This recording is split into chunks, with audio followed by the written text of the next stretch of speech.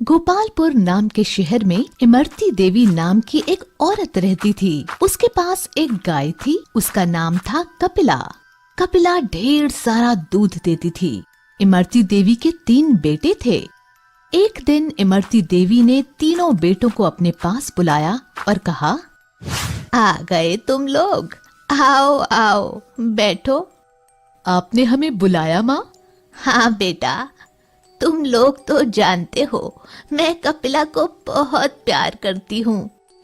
हाँ माँ, बिल्कुल जानते हैं बेटा। जैसा कि तुम सब देख रहे हो, मैं बूढ़ी हो गई हूँ।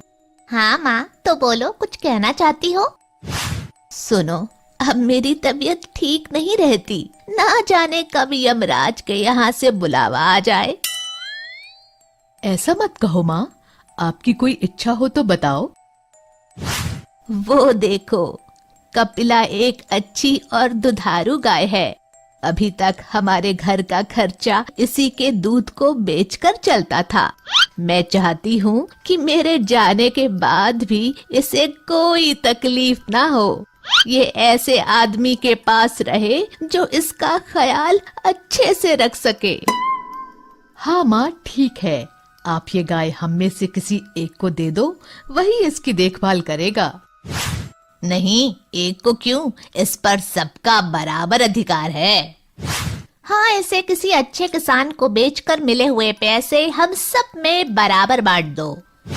नहीं, मैं इसे नहीं बेचूंगी। फिर क्या करोगी माँ? मैं इसे तुम तीनों में बराबर बांटना चाहती हूँ। तीनों में? ये कैसे हो सकता है? हाँ माँ, तीनों में वो कैसे? तीनों माँ की ओर देख रहे थे। देखो, सप्ताह में 7 दिन होते हैं और तुम 3 लोग हो, तो बारी बारी से एक एक दिन गाय को अपने पास रखना। इस तरह वो तुम सबके पास 2-2 दिन रहेगी। जिस दिन जिसके पास गाय होगी उसको दाना पानी भी वही देगा और उस दिन के दूध पर भी उसी का हक होगा। हाँ, जिसके पास कपिला सबसे ज्यादा खुश देखूंगी उसी को दे दूंगी। फिर 7वें दिन क्या होगा? बताती हूँ। 7वें दिन कपिला को मंदिर के पुजारी जी के घर में भिजवा दिया करो, जिससे वहां के दूध की खीर बनाकर ठाकुर जी को भोग लगाया जा सके। फिर उस दिन दाना कौन देगा? मैंने पुजारी जी से बात कर ली है। उस दिन मंदिर के चढ़े हुए फल और बचा हुआ प्रसाद कपिला को खिलाया जाएगा। ठीक है माँ, जैसा आप कहो। तुम सबसे बड़े हो, इसलिए सबसे पहले वे तुम्हारे घर रहेगी। ठीक है माँ, जैसा आप कहो। उनके कहे अनुसार तीनों भाई एक एक दिन गाय को अपने पास रखने लगे। मैं दूध निकाल लेता हूँ और गाय को खाने के लिए कुछ नहीं दूंगा। वैसे भी कल मंझले भाई के पास जाएगी तो वो खिलाएगा ही। आज मेरा नंबर है, मैं तो दूध निकालूंगा। गाय को खाना देना जरूरी नहीं है। कल बड़े भैया ने तो खिलाया ही होगा और कल छोटा भाई भी खिलाएगा। तो मैं ना खिलाऊं तो किसी को कानो कान खबर भी ना होगी। 2 दिन से खूब खा रही हो कपिला, ज्यादा खाना नुकसान करता है। आओ, आज सिर्फ दूध दो मुझे। इसी तरह तीनों भाई दूध निकालते और उसे खाना कोई नहीं देता, लेकिन पुजारी जी कपिला को अच्छे से भरपेट खाना देते। इमरती देवी देख रही थी कि कपिला धीरे धीरे कमजोर होती जा रही थी। आखिर उन्होंने सोचा क्यों ना कारण पता लगाया जाए और बारी बारी से तीनों बेटों के घर जाकर जांच की। सबसे पहले बड़े बेटे के घर जाती हैं और छुप कर देखती हैं। आओ कपिला, मैं आज जल्दी में हूँ, दूध निकाल लेता हूँ। वैसे भी कल मंझले भाई के पास जाओगी तो वो खिलाएगा ही, तब ज्यादा खा लेना। मंझले बेटे के घर।